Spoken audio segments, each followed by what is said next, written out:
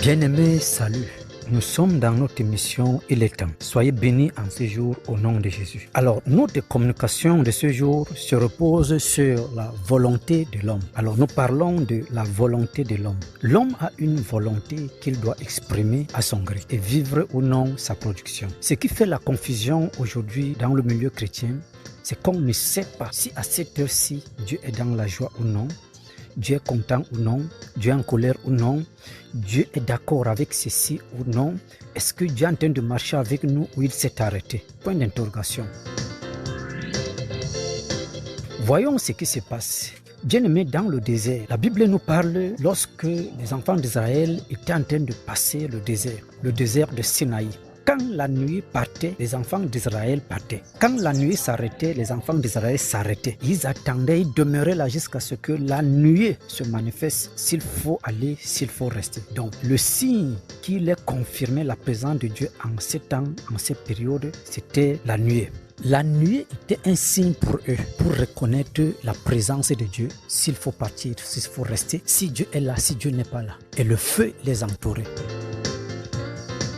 Bien-aimé, quels sont les signes de la manifestation de la présence de Dieu dans ta vie? La nuée représente quoi aujourd'hui pour toi? Au temps des enfants d'Israël au désert, le signe de la présence de Dieu, c'était la nuée. Et pour toi aujourd'hui, bien-aimé, la nuée représente quoi? Bien-aimé, il y a un signe que Dieu a déjà utilisé, ou alors un signe qui s'est manifesté particulièrement dans ton parcours et puissamment dans ta vie, par rapport à une situation, par rapport à un événement, par rapport à un désert que tu traversais, par rapport à quoi que ce soit.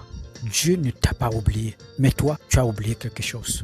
Et chaque personne a un signe qu'il peut reconnaître la présence de Dieu par rapport à quelque chose qui s'est passé dans sa vie et dit que ici, là, c'est Dieu qui s'est manifesté. Et ce signe lui permet de revenir et de se connecter toujours à ce Dieu, de comprendre ce Dieu, de savoir si Dieu est avec lui.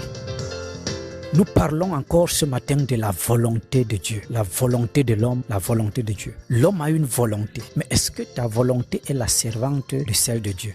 Alors, chaque volonté a un aboutissement.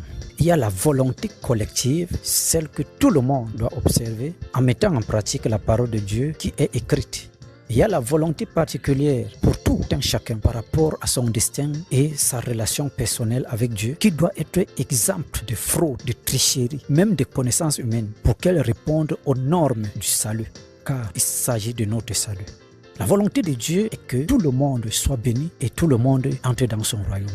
La volonté de Dieu est parfaite, c'est tout acte, toute manifestation, toute situation, toute condition que Dieu a préparé de se manifester dans ta vie pour te conduire au salut.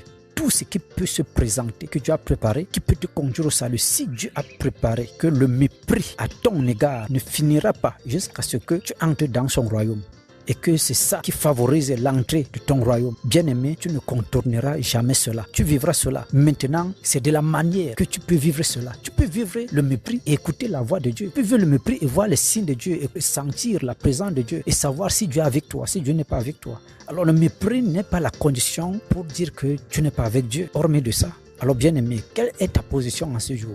Ta volonté t'empêche de comprendre Dieu, ta volonté de manifester, de vivre, ta volonté de poser des actes, ta volonté de faire quoi que ce soit. Est-ce qu'elle te favorise d'écouter Dieu ou alors te défavorise? Est-ce qu'elle te permet de comprendre les signes de Dieu? Parce que nos volontés peuvent nous amener dans des situations qui ferment nos oreilles spirituelles.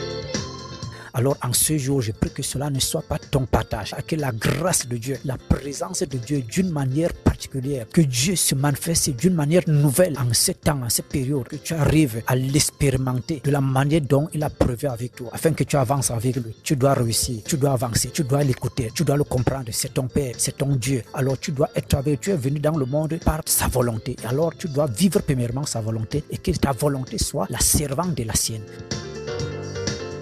Que le Seigneur, le Dieu de grâce, te bénisse en ce jour et te comble de grâce, de faveur, et que les voies qui sont prévues s'ouvrir au-devant de toi pour que tu arrives à le comprendre, que ces voies exécutent l'ordre de l'Éternel en ce jour au nom puissant de Jésus. Que la faveur de ce jour soit ton partage, que la restauration de toutes les armes qu'il t'a données se manifeste encore en ces temps au nom puissant de Jésus-Christ. Amen.